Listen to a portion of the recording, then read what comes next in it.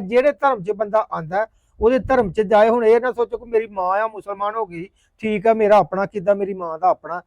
ਇਹ ਇਹਨੂੰ ਲੱਭਾ ਸੀ ਕਾਲਾ ਇਹ ਸਾਡੇ ਕੋਲ ਫੜ ਕੇ ਵਾਪਸ ਕਰਨਾ ਚਾਹੀਦਾ ਨਾ। ਹਾਂ ਕਰਨਾ ਚਾਹੀਦਾ। ਸਰਬਜੀਤ ਵਾਲਾ ਵਾਕਿਆ ਹੋਇਆ ਸਾਰਿਆਂ ਨੂੰ ਪਤਾ। ਹਾਂਜੀ, ਤੁਸੀਂ ਕੀ ਕਹੋਗੇ ਉਹਦੇ ਬਾਰੇ, ਕੀ ਕਹਿਣਾ ਚਾਹੋਗੇ? ਭਾਈ ਸਾਹਿਬ ਉਹ ਨਾ ਦੁਬਈ ਰਹਿੰਦੇ ਹਨ ਜਾਂ ਕਿੱਥੇ ਵੀ ਰਹਿੰਦੇ ਹਨ, ਜਿਸ ਤਰ੍ਹਾਂ ਵੀ ਆਈ ਆ ਬੀਬੀ ਠੀਕ ਹੈ, ਉਹ ਕਰ ਗਈ ਹੈ ਇੱਥੇ ਜਿਹੜਾ ਕੰਮ ਮੁਸਲਮਾਨੀ ਵਾਲਾ ਕੀਤਾ ਪਹਿਲੇ ਨੰਬਰ ਤੇ ਇਹ ਨਹੀਂ ਕਰਨਾ ਚਾਹੀਦਾ। ਦੂਸਰਾ, ਪਰ ਅੱਗੇ ਜਿਹੜੀ ਮੀਡੀਆ ਉਹ ਨਹੀਂ ਖਲੋਂਦੀ, ਨਹੀਂ ਸੰਗਤ ਨੂੰ ਆਣ ਦਿੰਦੀ, ਇਹ ਆਣ ਕੇ ਇੱਥੇ ਪੰਗਾ ਖੜਾ ਕਰ ਦਿੱਤਾ, ਉਹਨਾਂ ਨੂੰ ਗੱਲ ਲੱਭ ਗਈ ਹੈ। ਇਹਦੇ ਬਾਵਜੂਦ ਉਹਨੂੰ ਨਹੀਂ ਸੀ ਕਰਨਾ ਚਾਹੀਦਾ। ਇਹ ਵੀਜ਼ਾ ਬਾਅਦ ਚ ਲਵਾ ਲੈਂਦੀ, ਅੱਗੇ ਪਿੱਛੇ ਆ ਜਾਂਦੀ, ਦੁਬਈ ਰਾਜ ਜਿੱਧਰੋਂ ਵੀ ਆ ਸਕਦੀ ਆਂਦੀ। ਬਹਰਹਾਲ ਇਹ ਆ, ਪਰ ਸਾਡੇ ਸੰਗਤ ਆਈ ਸੀ ਇੰਡੀਆ ਦੀ ਤੇ ਉਹਦੇ ਨਾਲ ਆਣ ਕੇ ਕੰਮ ਨਹੀਂ ਸੀ ਕਰਨਾ ਚਾਹੀਦਾ। ਇੱਥੋਂ ਸਾਨੂੰ ਦੁੱਖ ਲੱਗਦਾ, ਮਾੜਾ ਕੀਤਾ ਇਹਨੇ ਤੇ ਠੀਕ ਆ, ਉਹਨਾਂ ਦੀ ਮਰਜ਼ੀ ਆ, ਹੁਣ ਜਿਵੇਂ ਕਰ ਲਿਆ ਜੀ ਉਹਨੇ, ਠੀਕ ਆ, ਬਹਰਹਾਲ ਗਲਤ ਗੱਲ ਕੀਤੀ ਆ ਉਹਨੇ। ਸੰਗਤ ਨਾਲ ਆਣ ਕੇ ਕੰਮ ਨਾ ਕਰਦੀ। ਯਾਨੀ ਰਸਤਾ ਜਿਹੜਾ ਰਸਤਾ ਦੂਜਿਆਂ ਦਾ ਤਾਂ ਬੰਦ ਹੋ ਗਿਆ ਨਾ ਜੀ। ਇੱਕ ਦੋਏ ਜੀ ਨੇ, ਉਹ ਆਦਮੀ ਉਹਦਾ ਘਰ ਰਹੇਗਾ, ਬੁੱਢੀ ਨੂੰ ਕਿਵੇਂ ਖਲਾਏਗਾ, ਉਹਨੂੰ ਪੈ ਜਾਣਾ ਇਹਦਾ ਹੀ, ਸਰਬਜੀਤ ਦਾ ਹੀ। ਪਰ ਉਹ ਬੀਬੀ ਅੱਗੇ ਗਈ ਤੇ ਉੱਥੇ ਹੀ ਰਹਿ ਗਈ। ਦੂਜੀਆਂ ਦਾ ਹੁਣ ਜਿਹੜਾ ਉਹ ਕਿਸ ਤਰ੍ਹਾਂ ਆਣਗੀਆਂ, ਜਿਨ੍ਹਾਂ ਨੇ ਆਪਣੇ ਖੁਸ਼ੀ ਨਾਲ ਆਂਦੀਆਂ ਹਨ। ਉਹਦਾ ਘਰ ਦਾ ਹੁੰਦਾ ਜਾ ਤੂੰ ਟੁਰ ਜਾ, ਮੈਂ ਨਹੀਂ ਜਾਂਦਾ, ਮੈਂ ਪੱਠੇ ਪਾਣੇ ਜਾਂ ਮੈਂ ਪੈਲੀ ਬਾਣੀ ਜਾਂ ਕੋਈ ਕੰਮ ਕਰਨਾ। ਉਹਨੂੰ ਵੀ ਹੁਣ ਡਰ ਪੈ ਜਾਣਾ, ਉਹਨਾਂ ਨੇ ਮੈਂ ਕੱਲੀ ਬੁੱਢੀ ਨਹੀਂ ਜਾਣ ਦੇਣਾ, ਮੈਂ ਤੇਰੇ ਨਾਲ ਜਾਣਾ ਜੀ, ਫੇਰ ਜਾਵਾਂਗੇ। ਰਵਾਨ ਭਾਈ ਜੇ ਦੂਹ ਦਾ ਨਾ ਲੱਗਾ ਤੇ ਵੀਜ਼ਾ ਮਸਲਾ ਬਣ ਗਿਆ ਨਾ, ਮਸਲਾ ਬਣ ਗਿਆ। ਸਖਤੀ ਮਜ਼ੀਦ ਜਿਹੜੀ ਹੁਣ ਵੱਧ ਜਾਣੀ ਹੈ। ਹਾਂਜੀ, ਅੱਗੇ ਵੀ ਕੁਝ ਐਵੇਂ ਦੇ ਮੁੱਦੇ, ਜਿਵੇਂ ਦਾ ਤੁਹਾਨੂੰ ਪਤਾ ਉਹਨੇ ਹੁਕੂਮਤ ਹਾਂਜੀ, ਅੱਗੇ ਬੜਾ ਚਾਹੁੰਦੀ ਸੀ ਕਿ ਬਾਰਡਰ ਨਾ ਹੀ ਖੁੱਲੇ ਤੇ ਕੋਈ ਮੀਡੀਆ ਨੂੰ ਤੋਂ ਅੱਗ ਦਿਖਾਈ ਹੋਈ ਉਹ ਬਲਦੀ ਦੇ ਤੇਲ ਛੁੱਟਦੇ ਪਏ। ਬਿਲਕੁਲ, ਤੇ ਹੈ ਤੇ ਬੜਾ ਮਸਲਾ ਭਾਈ ਤਨਵੀਰ ਹੋਰੀ ਉਹਨਾਂ ਦੇ ਘਰ ਤੱਕ ਗਏ ਨੇ। ਇਹ ਮੁਸਲਮਾਨ ਨੇ, ਇਹਨਾਂ ਵੀ ਗੱਲਬਾਤ ਕੀਤੀ ਆ ਵੀ ਨਹੀਂ ਹੋਣਾ ਚਾਹੀਦਾ। ਦੁੱਖ ਆਇਆ, ਸੰਗਤ ਦਾ ਦੁੱਖ ਸਾਨੂੰ ਬਾਰ-ਬਾਰ ਆਂਦਾ ਪਿਆ। ਜਿਹੜੀ ਸੰਗਤ ਹੈ। ਅੱਛਾ ਰਮਾਨ ਭਾਈ, ਇਹ ਉਧਰ ਬੜਾ ਮੀਡੀਆ, ਇੱਕ ਪਾਕਿਸਤਾਨੀ ਜਿਹੜੀ ਔਰਤ ਸੀ ਸੀਮਾ ਹੈਦਰ, ਬੜਾ ਉਹ ਵੀ ਇਸ਼ੂ ਉੱਠਿਆ ਸੀ। ਉਹ ਆਪਣੇ ਬੱਚੇ ਲੈ ਕੇ ਇਧਰ, ਆਪਣੇ ਬੱਚੇ ਨਾਲ ਲੈ ਗਈ ਇੰਡੀਆ, ਠੀਕ ਹੈ, ਮੁਸਲਮਾਨ ਸੀ। ਸੀਮਾ ਹੈਦਰ, ਉਹਦੇ ਬੰਦੇ ਨਾਲ ਹੈਦਰ ਸੀ, ਇਹਦੇ ਸਿੰਧ ਵਾਲੀ ਸਾਈਡ ਦੀ ਸੀ, ਠੀਕ ਹੈ। ਉਹ ਇੰਡੀਆ ਗਈ, ਉਹਨੇ ਜਾ ਕੇ ਉਧਰ ਜਿਹੜਾ ਹਿੰਦੂ ਨਾਲ ਸ਼ਾਦੀ ਕੀਤੀ, ਠੀਕ ਹੈ, ਠੀਕ ਹੈ। ਉਹ ਵੀ ਗਲਤ ਕੰਮ ਆ। ਸਾਡੀ ਜਿਹੜੀ ਗੌਰਮੈਂਟ ਇੰਡੀਆ ਵਾਲੀ ਹੈ, ਉਹਦਾ ਕੰਮ ਸੀ ਨਾ ਇੱਧਰ, ਉਹ ਜਿਸ ਤਰ੍ਹਾਂ ਵੀ ਹੋਇਆ ਸੀ ਕੰਮ, ਜਾਂ ਉਹ ਮੁੰਡਾ ਬਹੁਤਾ ਜ਼ੋਰ ਵਾਲਾ ਤੇ ਨਹੀਂ ਉਹਦੇ ਤੋਂ, ਉਹਦੇ ਇਲਾਵਾ ਉਹਨੂੰ ਮੋੜਿਆ ਜਾਂਦਾ। ਜੇ ਅੱਜ ਉਹ ਮੁੜ ਜਾਂਦੀ ਤਾਂ ਅੱਜ ਇਹ ਵੀ ਸਿਲਸਿਲਾ ਪਿੱਛੇ ਟੁੱਟ ਜਾਂਦਾ।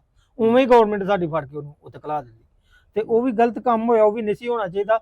ਬੱਚੇ ਲੈ ਕੇ ਉਧਰ ਜਾ ਕੇ ਆਹ ਰਹਿ ਰਹੀ ਹੈ, ਉਹ ਵੀ ਬੱਚਿਆਂ ਨੂੰ ਹਿੰਦੂ ਬਣਾਇਆ, ਪਰ ਉਹਦਾ ਮਾੜੀ ਗੱਲ ਹੈ।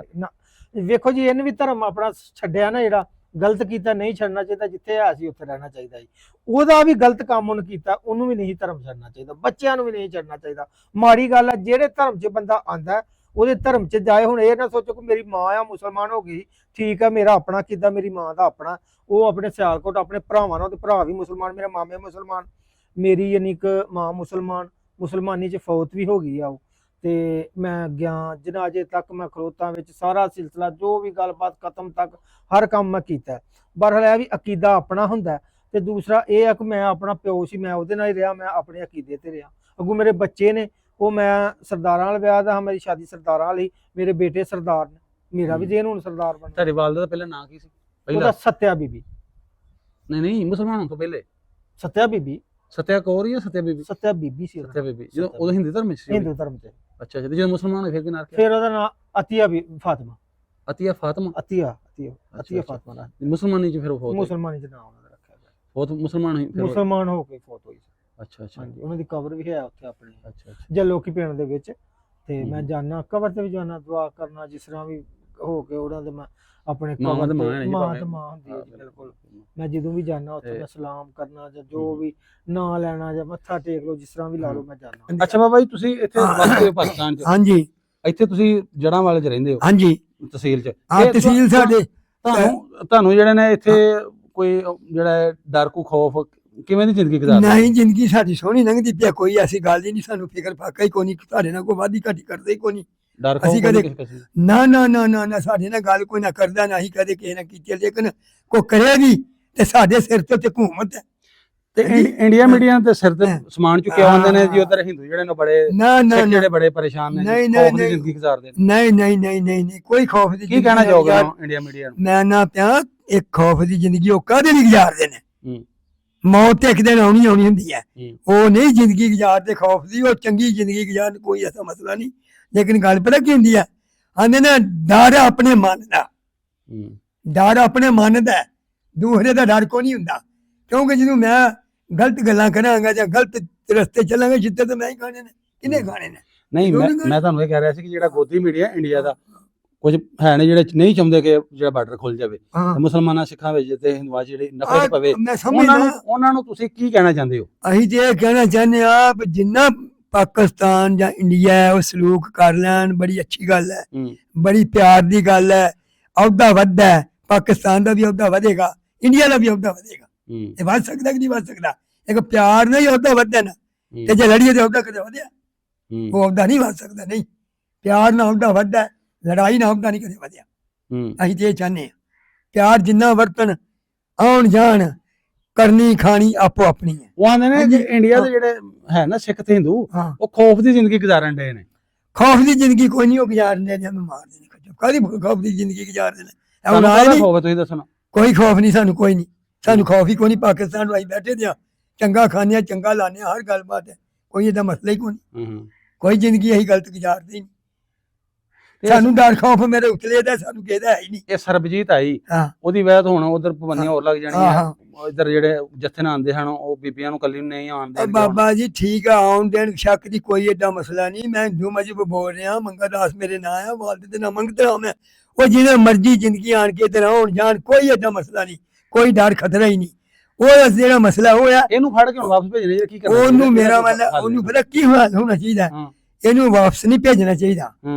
ਉਹ ਖੋਤੀ ਜਿਹੜੀ ਬਣਾ ਲਓ, ਉਹਦੇ ਤੇ ਵਧੇ ਤੇ ਉਹ ਮੰਗਦੀ ਫਿਰੇ। ਪਾਕਿਸਤਾਨ ਮੰਗ ਕੇ ਖਾਏ, ਗਲਤੀ ਹੈ। ਉਹ ਮੰਗ ਕੇ ਖਾਏ, ਉਹਨੂੰ ਇੰਡੀਆ ਨੂੰ ਕੀ ਕਰਨਾ? ਉਹਦੇ ਬਾਜੂ ਕਿਹੜਾ ਇੰਡੀਆ ਵਸਦਾ ਨਹੀਂ ਪਿਆ ਜਾਂ ਪਾਕਿਸਤਾਨ ਨਹੀਂ ਵਸਦਾ? ਵਸਦਾ ਹੀ ਪਿਆ। ਆਹੋ, ਇੱਕ ਬੰਦਾ ਗਲਤ ਹੈ, ਉਹਨੂੰ ਫੜ ਕੇ ਕੀ ਕਰਨਾ?